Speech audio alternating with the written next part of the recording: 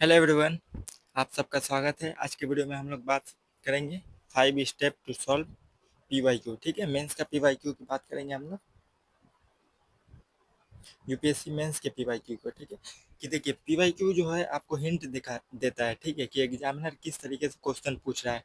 ठीक है, क्योंकि सिलेबस तो एक बाउंड्री बताता है आपको कि ये सब्जेक्ट पढ़ना है और ये टॉपिक पढ़ना है, लेकिन क्वेश्चन वहां से कैसे आएगा, किस तरीके से एग्जामिनर क्वेश्चन पूछेगा, ये सब आपको कैसे पता चलेगा? पीवाईक्यू के जरिए। ठीक है, इसीलिए आपको सिर्फ पढ़ते नहीं रहना है, आपको वो चीजें पढ़ना है जो कि एग्जामिनर बार बार पूछ रहा है।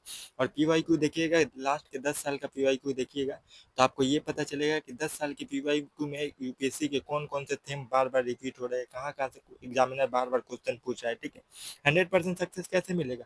पीवाईक्यू के जरिए मिलेगा। ठीक है, पीवाईक्यू अभी मैं बहुत सारा पीवाईक्यू दिखाऊंगा, देखिएगा सिलेबस से रिलेटेड करिएगा ना, तो सिलेबस के एक कीवर्ड से क्वेश्चन बना हुआ है, और क्वेश्चन देखिएगा हर साल, हर 1 साल 2 साल बाद कुछ क्वेश्चन रिपीट होते रहते हैं। ठीक है, वो रिपीटेड थीम को ही आपको पहचानना है कि वो यहाँ पे रिपीटेड थीम है। ठीक है, ये थीम जो है वो बार बार रिपीट हो रहा है, तो ये थीम को मुझे छोड़ना नहीं है।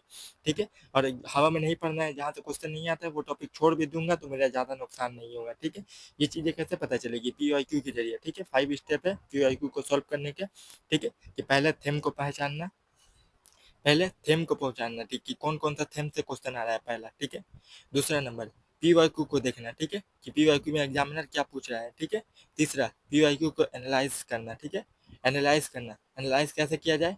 आप एक मेंस का कोई भी पब्लिकेशन का, एक मेंस का टेस्ट सीरीज जो सॉल्व पेपर होता है ना, वो खरीद लीजिए, उसके जरिए आंसर राइटिंग करिए। ठीक है, तीसरा हो गया।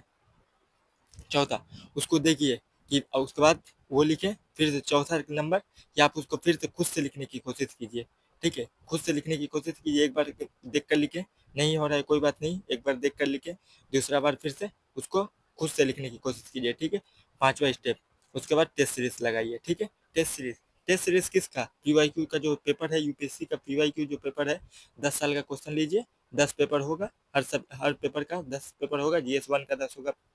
ठीक है, 2 का 10 होगा, 3 का 10 होगा और 4 का 10 होगा। ठीक है, 10-10 पेपर होगा, 10 साल का निकालिएगा तो एक दिन में एक टेस्ट पेपर पूरा लगाइए। ठीक है, प्री के हिसाब से भी उसी तरह, मेंस का उसी तरह। ठीक है, ये सबसे अच्छा तरीका है कि पीवाईक्यू को सॉल्व करना। ठीक है, प्रैक्टिस क्वेश्चन ये वो वगैरह वगैरह से अच्छा है, सबसे अच्छा तरीका है पीवाईक्यू। क्योंकि देखिए प्रैक्टिस क्वेश्चन तो दूसरे कॉलेज इंस्टीट्यूट के लोग बनाते हैं, लेकिन पीवाईक्यू जो है वो यूपीएससी खुद के बनाया जरिए गया है। ठीक है, तो उसको सॉल्व कीजिएगा तो एग्जामिनर का माइंड पता चल जाएगा, डायरेक्ट क्वेश्चन पूछ रहा है या फिर इनडायरेक्ट क्वेश्चन पूछ रहा है, ये सब आपको पता चल जाएगा। ठीक, चलिए मैं बहुत सारा पीवाईक्यू दिखाऊंगा और टॉपिक को पहचानने की आपको बताऊंगा। ठीक है, कैसे पहचान पाए।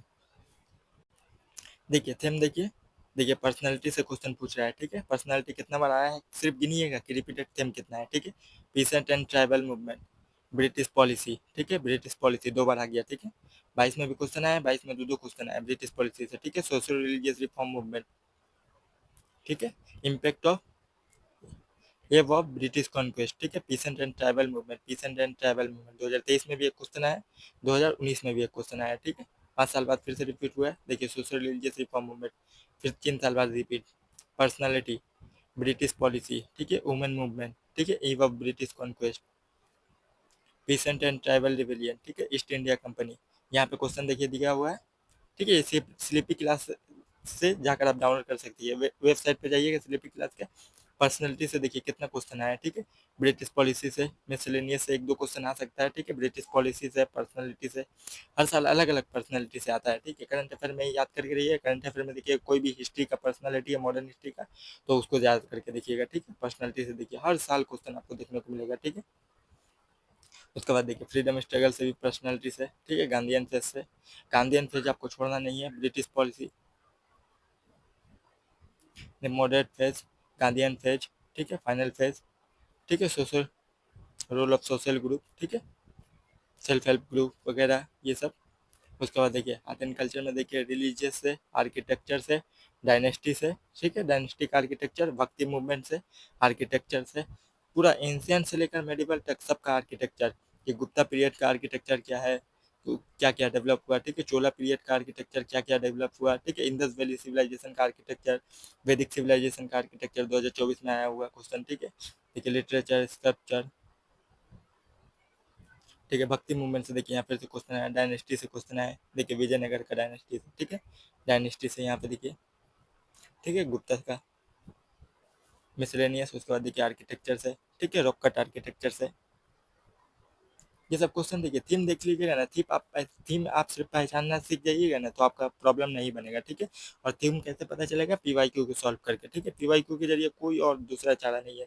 सिलेबस देख के आप पता नहीं कर पाइएगा कि कौन कौन से रिपीटेड थीम है, ठीक है। इंडस्ट्रियल रेवोल्यूशन है, वर्ल्ड वार, ठीक है, अमेरिकन रेवोल्यूशन है, डिकोलोनाइजेशन है, वर्ल्ड वार है, ठीक है, इंडस्ट्रियल रेवोल्यूशन, ठीक है, कम्युनलिज्म सोशलिज्म है, ठीक है, डिकोलोनाइजेशन है, वर्ल्ड वार है, ठीक है, फ्रेंच एंड अमेरिकन रेवोल्यूशन है,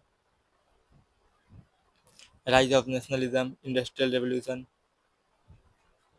ठीक है। उसके बाद जियोग्राफी पे देखिए, लैंड फॉर्म से क्वेश्चन आ रहा है, जियोमॉर्फोलॉजी से क्वेश्चन आ रहा है, distribution of ocean and continent से क्वेश्चन आ रहा है, ठीक है। लैंड फॉर्म से देखिए बहुत सारा क्वेश्चन आता है, नेचुरल वेजिटेशन से क्वेश्चन आ रहा है, geomorphology, distribution of ocean and continent.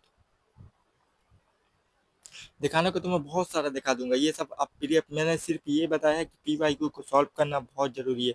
जो नए एकदम बिगनर स्टूडेंट है वो हवा में नहीं पढ़िए, ठीक है, कि पीवाईक्यू के जरिए आप पढ़ने की कोशिश कीजिए, क्योंकि पीवाईक्यू के जरिए आप पढ़िएगा ना तो आपका नॉलेज अलग लेवल पे होगा। जो कि दिनों रात पढ़ रहा है, कुछ भी पढ़ रहा है, लेकिन पीवाईक्यू सॉल्व नहीं कर पा रहा है, आप एक हफ्ता पढ़ रहे हैं लेकिन आप 10 पीवाई को सॉल्व कर पा रहे हैं, तो आपके मुकाबले में वो 10 घंटा पढ़ने वाला वो 1 साल का पुराना स्टूडेंट भी आपके मुकाबले में पीछे है।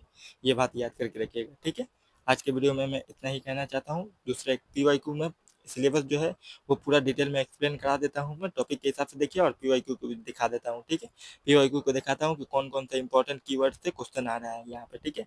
प्रीवियस में बहुत सारा वीडियो अपलोड हो चुका है, आर्ट एंड कल्चर का, मॉडर्न हिस्ट्री का, पॉलिटी का, ठीक है, जियोग्राफी का, इंडियन सोसाइटी का, ये सब टॉपिक एक्सप्लेन हो चुका है, ठीक है। कुछ कुछ चीज़ें बचा हुआ है, गवर्नेंस बचा हुआ है, social justice, international relation, disaster management और इंटरनल सिक्योरिटी बचा हुआ है, ठीक है। Art and culture, modern history, geography, society, ये सब जीएस पेपर 1 का जितना भी था मैंने करा दिया है, ठीक है। जीएस पेपर 2 में पॉलिटी का सिर्फ करवाया है, वो सिलेबस के साथ पीवाईक्यू दिखा देता हूँ, ठीक है। अगले वीडियो में मिलते हैं, थैंक यू, बाय बाय।